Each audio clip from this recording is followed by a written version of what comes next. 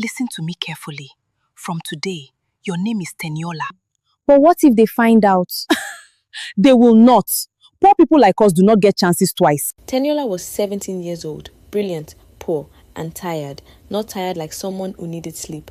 Tired like someone who had been fighting life since she was born. Every morning, before the sun even came up, Teni was already awake. She swept the compound, fetched water, washed plates she did not dirty, and helped her stepmother fry akara by the roadside. By the time other girls were dressing for school, Teni already looked like she had lived a whole day, but she still went, with her old school bag, a faded uniform, and a hunger in her stomach she had learned to ignore, because school was the only place where life remembered her name. At home, she was this girl. At the akara stand, she was bring water. In the compound, she was sweep there. But in school, she was Teniola Adekunle, the girl who always came first. And that was the problem. Mama Boshe hated it. Not openly, no. Women like Mama Bose did not always shout their jealousy. Sometimes they cooked with it. Sometimes they smiled with it.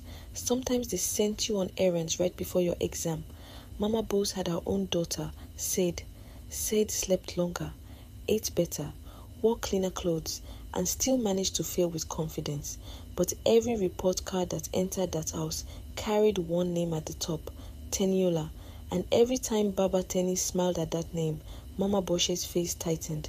One afternoon after class, Miss Ade called Teni to the front. Teni thought she had done something wrong, but Miss Ade held out a paper and smiled. Teniola, I entered your name for a scholarship program. If you pass, they could sponsor your education, maybe even abroad. Teni blinked. A scholarship? For people like her? Miss Ade handed her the form. For a moment, Teni could not speak. Abroad was not a place girls like her talked about. It was something people in films said before they entered aeroplanes. But Miss Ade looked at her like it was possible, like Teni was not too poor to dream. That evening, Teni ran home with the form pressed against her chest. She found her father sitting in the old chair by the window. Baba Teni had been sick for months. Some days, he looked like a man holding himself together with prayer. But when Teni showed him the paper, his eyes became bright. He read it slowly. Then he looked at his daughter. You will go far, my child. Further than this house. Further than all of us.